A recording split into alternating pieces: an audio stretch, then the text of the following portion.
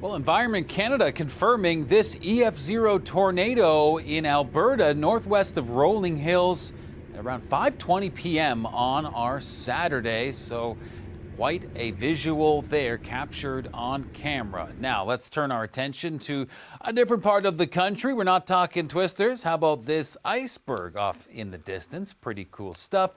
And it is Sunday, the final round of the Masters. And we have some very dedicated Canadians who are going, yeah, it might be snowing, but I'm still trying to get a read on that green. Didn't work out too well on this particular putt. But you got to love that commitment getting out there in the snow. Now in Kelowna, British Columbia, yes, we've been enjoying some sunny skies, and that looks to continue. And we'll tell you just for how long it might stay dry with blue skies.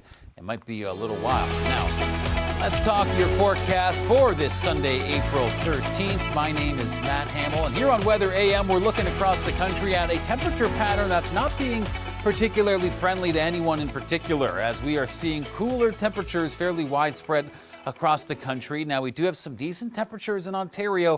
We'll talk more about that in a moment. But first, we see for the prairies what was a week of very nice temperatures has turned into a rather cool weekend. A high of just 6 degrees in Regina with those rain showers for today. And we can see that will be some of that earlier snowfall in Alberta that pivots to rain in southern parts of Saskatchewan for this afternoon.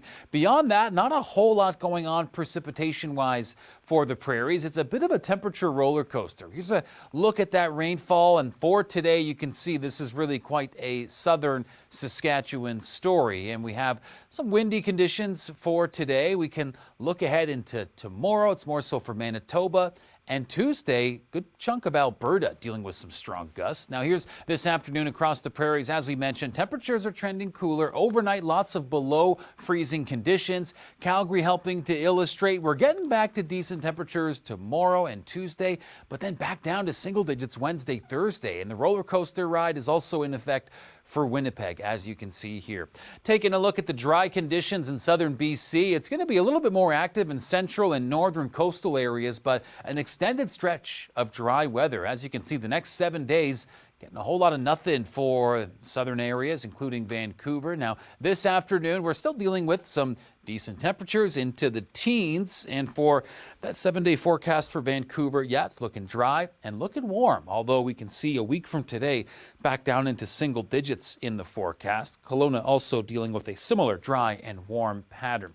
Off to Ontario now. We've got some warmth finally after what was a week to forget in terms of chilly April conditions. Now, we do see, unfortunately, some snowfall moving in. This will really start to push in this evening as rain, but overnight into tomorrow morning, you can see for Thunder Bay and a good chunk of northern Ontario, northwestern areas, see that change over into snow. Tomorrow evening, rainfall looks to be moving through southern parts of the province. It'll likely remain as rain until we get into Tuesday. That's when temperatures drop, and then we have some snowflakes that could be making their way into southern Ontario.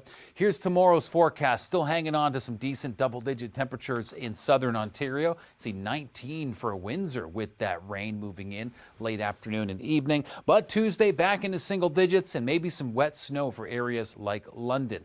Atlantic Canada is where we'll finish up. Very widespread active weather for today. You can see for the Maritimes, we have rain showers in southern areas, and a good chunk of New Brunswick will be dealing with snowfall for the duration of this event. Overnight into tomorrow, Newfoundland starts to get in on the fun. Heavy rainfall at times for parts of the Avalon Peninsula, and then a messy situation late tomorrow into Tuesday. Now let's take a quick look at that rainfall and quite a bit of snowfall in some areas as well.